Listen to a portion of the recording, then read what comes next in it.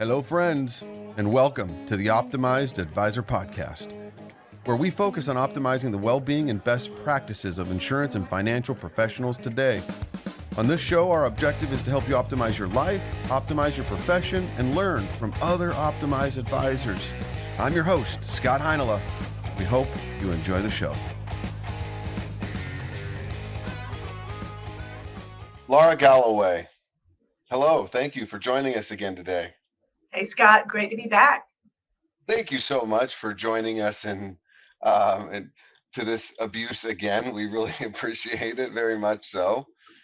Hopping on the podcast here with us. You were such a great wealth of knowledge and had so much fun chatting with you the last time and learning so much from you and White Glove about seminar marketing and also just the utilization of digital marketing. And we touched a little bit on estate planning. So thank you very, very much.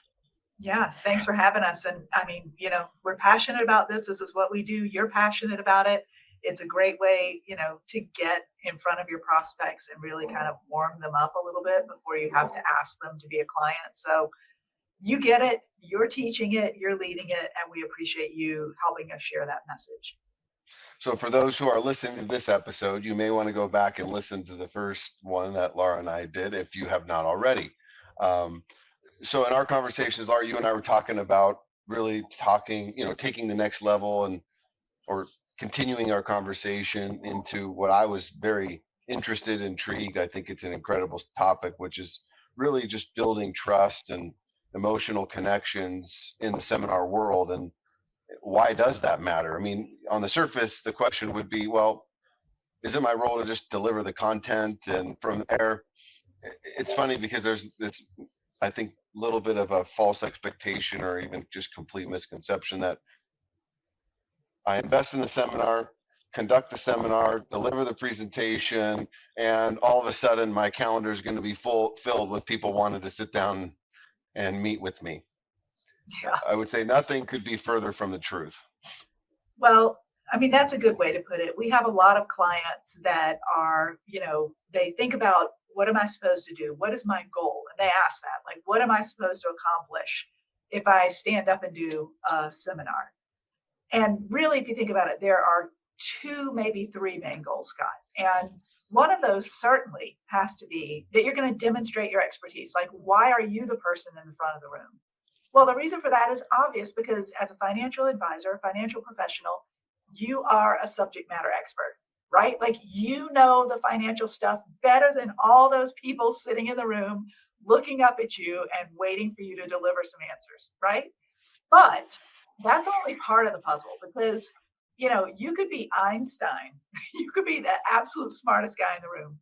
But if you don't have an ability to connect with people, if you don't have an ability to make people want to get to know you more, and certainly the point you mentioned, if you don't have abilities to drive up that trust factor, then you're going to really struggle as a financial advisor. And this is such a critical message for some of those advisors starting out, because I see a lot of younger advisors who really want to rely on their stats. They want to rely on their charts, their knowledge. Like, let me tell you all about this fund and its performance. That's not what people want to hear, right? People are coming to these workshops because they have an emotional need that needs to be satisfied. Like, they're laying awake at night, Scott, and they're asking, am I going to be okay? Right? When I go into retirement, am I going to be okay? Or something just happened, a big life event, marriage, divorce, baby, loss, whatever it is, new job. Am I going to be okay? And those life events are what trigger people to want to connect with a financial advisor or to shop around for a new one.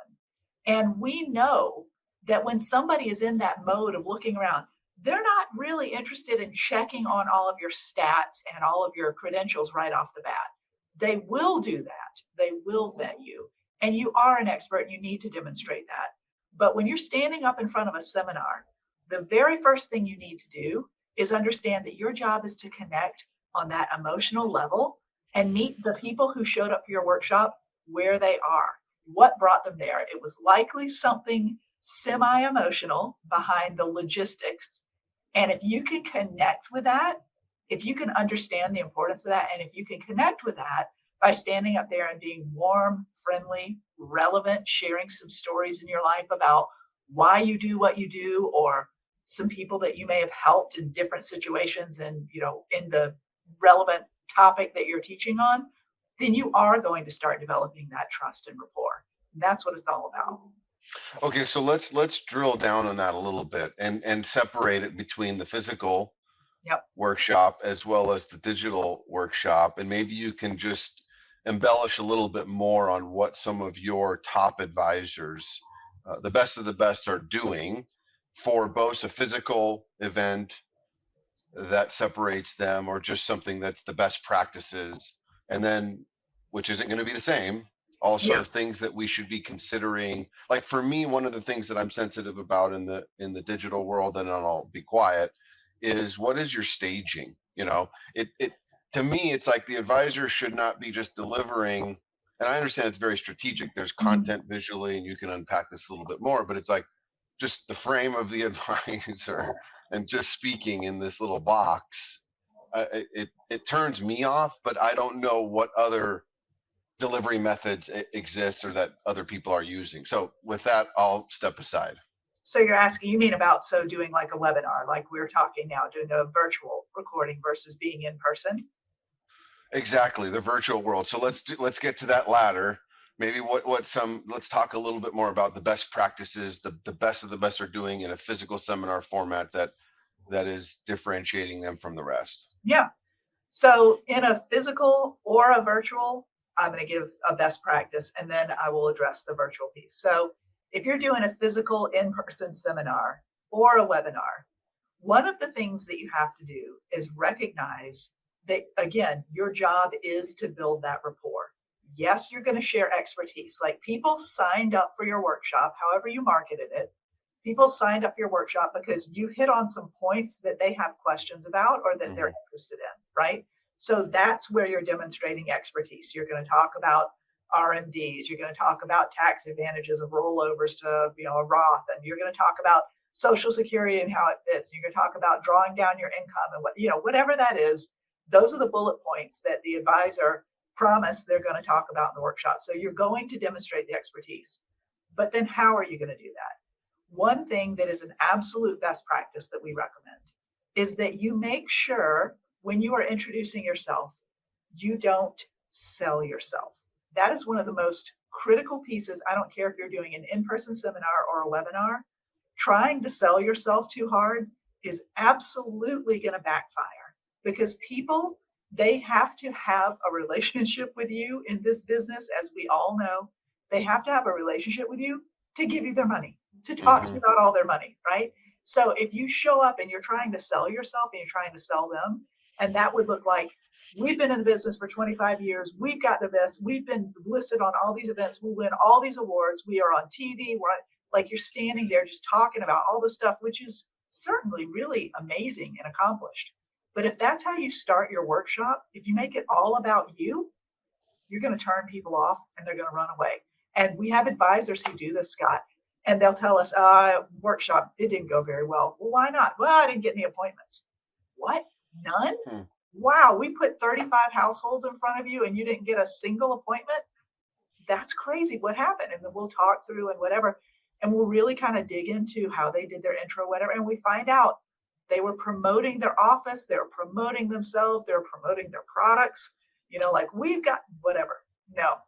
And because that's not what people came for. People need to know how much you care, right? Before they care how much you know. We hear that all the time.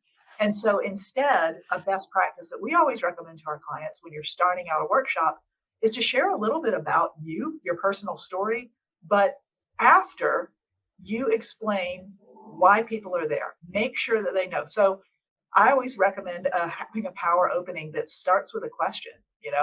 I stand in front of a room of people and I say, guys, before we get started, I just want to ask a question. What's keeping you up at night? Chances are you came to this workshop today, whether it's a seminar or a webinar, you came to this workshop today because you have some questions about your financial future that you're hoping I can address. And I hope that I'm going to be able to address most of those for you today. But just to keep me on track, I'd love for you to share maybe a question or two about why you're actually here. So Hopefully somebody will raise their hand. If not, what I typically start doing is saying, are you worried about outliving your money? Anybody worried about outliving? And then people start raising their hands. Okay. Are you worried about disinheriting somebody in your family due to a sticky relationship that you got going? Okay. Are you worried about long-term care? Okay. Right. And so I just ask a few questions, and then people start blurting things out. They start participating. In that moment, Scott, when you demonstrate, when you ask a question and get the audience to start responding to you right off the bat, you demonstrate that you care about their experience. And by demonstrating that you care, now you're getting people ready to listen to you. Tell them what you know about it. So in the digital format, asking those, can you ask the questions, and what does that interface look like? Yeah. And webinars are absolutely a different animal, and it takes a little bit of time to get good at them. Fortunately, Yes. one of the things we do at White Glove, because we, when we had to pivot during COVID from having, all seminars in public places to having absolutely no opportunity to do any workshops, we did go to virtual, and we learned how to deliver those. And so we came up with a lot of best practices that we teach our clients. One of the things that you do with webinars, don't give up, don't miss the opportunity to ask questions and to do polls. And these are engagement activities, Scott. These are things that make people do the exact same thing that you're doing in a seminar in person. It's a little bit of a different format. And we do have like web producers, we call them concierges, that will actually help you do this kind of stuff and teach you some of these tricks. But the basic idea is I would start the webinar the same way. What I might do is a minute or two at the very beginning, I might say, hey guys, we're getting ready to start the webinar. I always just love to hear where people are from. We have the chat box open. If you want to pop in your city and state, I'd love to know who I'm talking to. I'm here in Troy, Michigan. It's Metro Detroit. It's freezing. It's winter, and I miss the South. That's where I am. How about you? How's the weather? Right? We're going to get started in just a minute, but just drop us something in the chat. And by doing that, I'm teaching people to use the keyboard, and I'm teaching them to engage. And as the host of the webinar, I will see people start responding. If they don't, I'll fake it. I'll say, okay, great. So we've got Scott from Chicago. Welcome, Scott. We've got Jennifer from Michigan as well. Hey, friendly neighbor, whatever. And then people do start chiming in. They usually do. And then once they do that, I say, okay, great. Well, let's go ahead and get started. And I'll start the webinar, and I'll do the same thing. I'll say, guys, I'm Lara Galloway. I'm here on behalf of Taxes and Retirement 567. I'm excited to be your host today. I'm going to tell you a little bit more about me later, but before we get into who I am, before we get into the meat of the conversation and why you're here, I want to ask you this question because I want to make sure that I keep myself on track. I have a lot of stuff I want to talk about today that I think is really valuable, but I want you to tell me what's keeping you up at night. And there's probably a reason you're probably not geeking out on taxes and retirement like I am. That's my job. I do this for a living, right? But there's something that you probably have been thinking about. Maybe there's been a life event.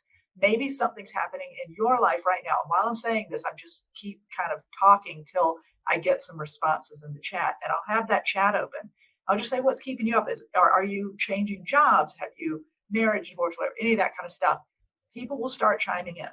And again, if they don't, sometimes to prime the pump, I will start saying, in my last workshop, I asked this question, and I was really surprised that about half the audience was really concerned with the crazy, tax rates right now, or, with inflation. That was like the number one thing. If that's bothering you, let me know. I want to make sure I hit on that in today's webinar. So I do it exactly the same. I ask questions. I tell people to respond. You can do it as a poll. We have some pop-up polls in our platforms that we do. Those are effective too. And if you do a poll, I always say, make sure when you do the poll, people type in their answer, but they don't know what everybody else responded. Make sure you share the responses. So that helps people feel engaged with you rather than just sitting there and being bored listening to you talk. Those are some great tidbits. That just tactics, that little pivotal things. So for example, recognizing who's tuned in and where they're from and talking about that. I mean, those are some very unique nuances that I think immediately engage the audience in a digital format. And you're right. Once they become connected, let's say loosely called out or identified, it's like, okay, now I'm emotionally connected, and I'm probably going to connect or stay tuned more so than if I'm not recognized at all. It just really, really gives me an opportunity to be in the shadows or non-participatory at all, right? That's right. You're So those absolutely are little things that you in the polls. It's interesting in the digital format, asking the question, dialoguing while people are asking is also a very specific tactic that is a little different. It's nuanced, and there's yeah. a learning curve there, right? I could have done physical seminars for 20 years and be killing it, but then um, Switching although formats. Yeah. yeah, I mean the fundamentals are the same. The hot buttons, the engaging of the audience. It's just the delivery of how I do that is a little bit different, and there's a learning curve there. Let me ask you the question. I know that White Glove has a program where I can pre-record, and Mhm. White Glove helps me pre-record to kind of refine my digital presentation to the best of my abilities, and then it's a delivery format that's working for me while I'm doing something else. That's so right. Um, Yeah, it's great. That's available for anybody who does a webinar with us. We will get on, we'll practice with you, we'll prep, we'll help you get your lighting, we'll help you get your sound, your setup, your background, all that kind of stuff. Because the thing that advisors focus the most on when they get ready to do a presentation is the content. They don't always focus on their performance. They don't always focus on lighting, sound, engagement tools, things like that. And that stuff is actually, it's easy to learn. Anybody can learn to do it, but it can be a bit intimidating. And so that's why we did create a bunch of services to support our advisors, because we know oftentimes, I mean, some people just, like you said, they've been doing seminars in libraries and community centers for 20 years. They're killing it. We flip them over to a webinar. All of a sudden they turn into a robot. They have mhm. zero like warmth. They clam up, right? Because they need that audience. So we do a lot of training and coaching to help them produce the best online presentation possible. And so, exactly what you said, we'll prep, we'll practice, we'll do it a few times, we'll get the best version in the can, we'll store it for you, and then we can actually launch that on a predetermined day and time where we will run an ad and have people sign up. Do you want to sign up for the Tuesday taxes and retirement at 6 p.m. or the Wednesday taxes and retirement at 11 a.m.? And so they'll register for each event. We'll run your webinar. You don't even have to be there. Our web concierge will do it for you, launch your polls, run everything.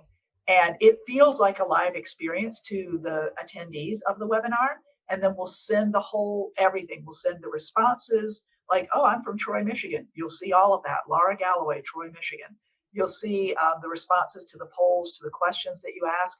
We'll send all of that over to you right after the webinar ends. And then you can follow up with those people who are maybe the hottest on your list right off the bat. Wow. That's fantastic. Okay. Diving a little bit, pivoting, but still within the workshop category. Yep. We've got this incredible wealth transfer that will occur Yeah. from, the boomer generation to Gen X, as well as women, right? You're fortunate, or maybe less fortunate, to outlive us male counterparts. Um, you're more resilient, significantly more intelligent and multifaceted, and all of those fun things. Right. Anyways, I am serious about that. But aside from that, in many cases, the advisors are now interfacing with with generations and individuals that maybe they don't have direct experience with. So let's just kind of talk a little bit about this great wealth transfer, what that really means, and what advisors could be doing in that capacity. Yeah. So the great wealth transfer, right? Like everybody hears about it. And, the point, like you were saying, all these things, most of the relationships that exist right now with boomer clients are between the male partner and the financial advisor, right? Exactly. And, I hear the numbers all the time, but there are different numbers about how many people will be firing their advisor, when they inherit their boomer parents' money. But the number for women is around 98%. 98% of women who take over the wealth when their male partner dies, when their male boomer partner dies, 98% of the women are going to fire that advisor because they don't have any relationship and they're out attending webinars, getting referrals, going to workshops, trying to empower themselves with knowledge. And they're meeting with some other financial advisor who is taking the time to educate them and meet with them and build that rapport and that trust. And just a note on that, like, women and next gen investors are absolutely demanding that you be an expert at what you do. That is not a question.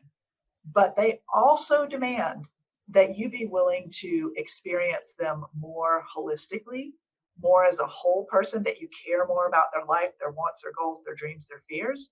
And you have to demonstrate that. It's, there's a whole, there's behavioral finance, there's behavioral economics, there's financial therapy is a field, right? Like, our world is evolving because we're recognizing that people, in particular women and next gen investors, are demanding that their advisors do more than manage their money, right? They Mm-hmm. need to understand so they can help them make the best choices and drive the best behavior that's going to get them the life they want.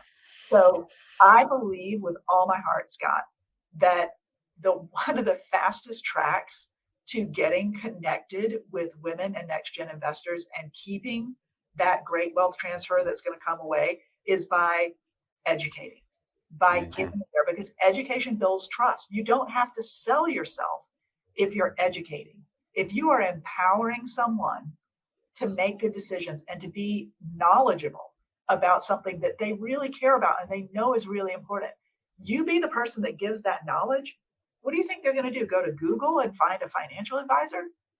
No, they're going to come to you because you gave them that. And that education is one step very powerfully forward in building trust. And we know that's what you're going to need with this group of people. That's a great point. And so my takeaway there is, number one, it is about emotional connection. Yeah. And really being genuinely invested in your clients, even more to the point of properly profiling and having a clear and concise ideal client profile for you as the advisor.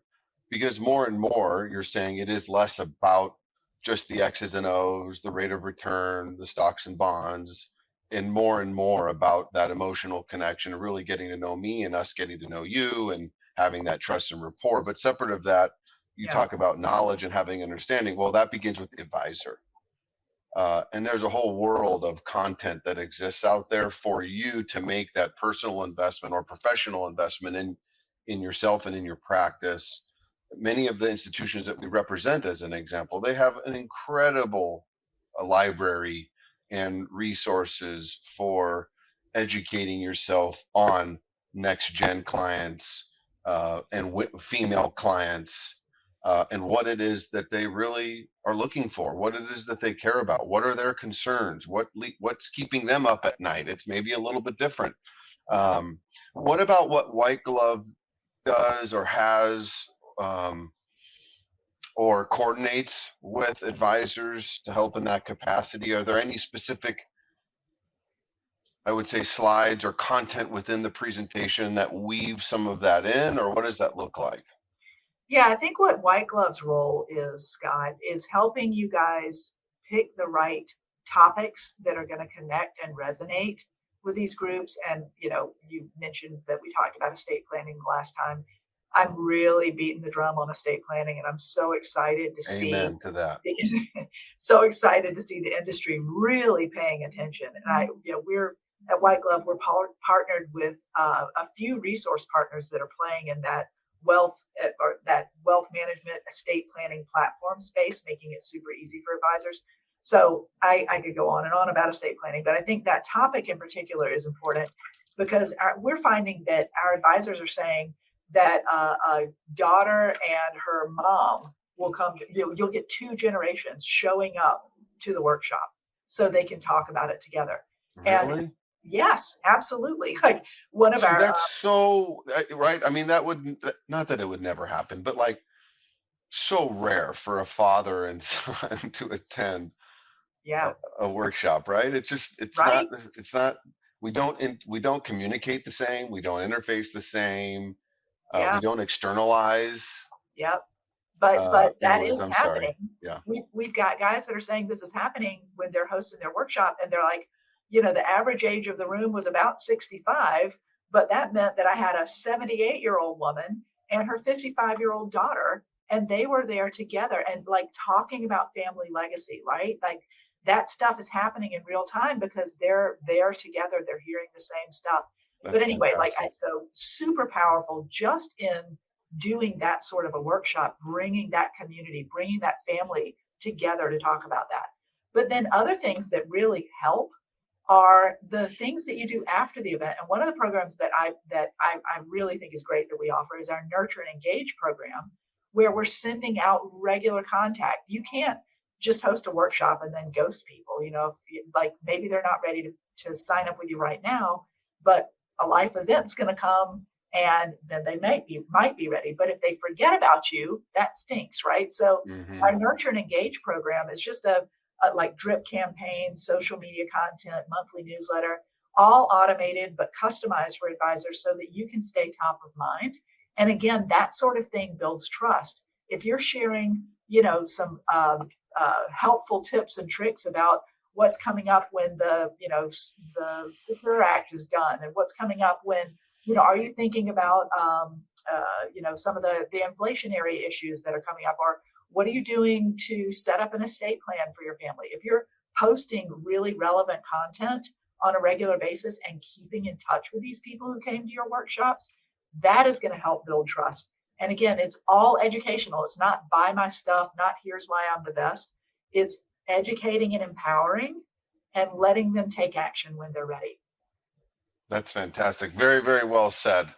Um, any parting words before we convene for today? Yeah, I really appreciate you taking the time and the leadership to share this with your people, because we know that there's so many ways that you can grow your firm and your practice. There's so many marketing things you can be doing, and they're all great. None of them are mutually exclusive. But I think it's really important to be playing in the digital world. Make sure you've got your website, make sure you're doing some SEO, make sure you're getting out there sometimes on social media. If you're doing a podcast like this, or you've got a TV, all of that's great. But one of the best ways to humanize your marketing, and I say that again, best ways to humanize your marketing is by getting in front of a group of people and educating them and talking to them about things about their finances that really matter to them.